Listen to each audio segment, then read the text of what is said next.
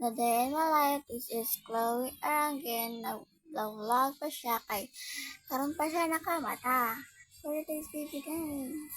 So yan, tanawag ko na akong mata. Ay akong ngaw. Ay pagkupa na mata. Naglipyo pa na siyang parto. Naglipyo pa na siya din ha. Kaya karon pa siya na mata. Siya na lang isa. Charot.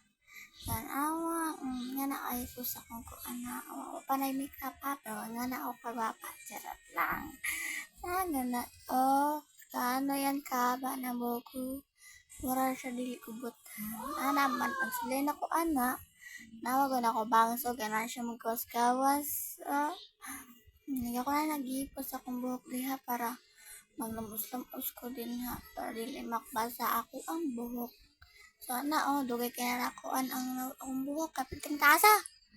Isa man yung siya, kung taas-taas pa makatansat buhok. Ang kanay, naog na ang madam. O, nikaon na siya, nagkapa siya plato diha. O, lingi-lingi pa biya, wapandig ka, charot. Nawa, nagkuha na siya kinito, kutsara. Nagkuha siya kanon din ha. Kanon din day. Then, naamong sudan din, no?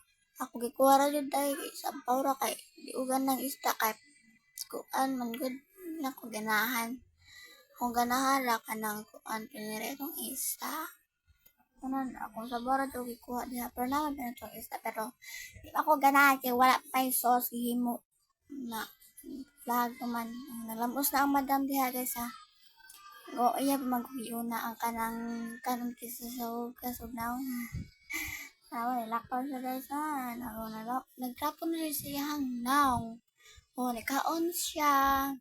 Ato na bas-baso no. Para makakuan po ba Ayan na siya magkaon guys. Sila lang ginawag yung tiil. Tinawag ko na. So sa mong rep guys. Gamay kayo. Hindi pa tayo. Naikik diha. So wala ko ikuha. Toothbrush na siya diha. Napagaling sayaw-sayaw kaya diha. My kaya. Nga na siya kitanaw. So, sayo ang madam niya. So, kana lang guys, no? So, subscribe my YouTube channel. So, bye. Thank you.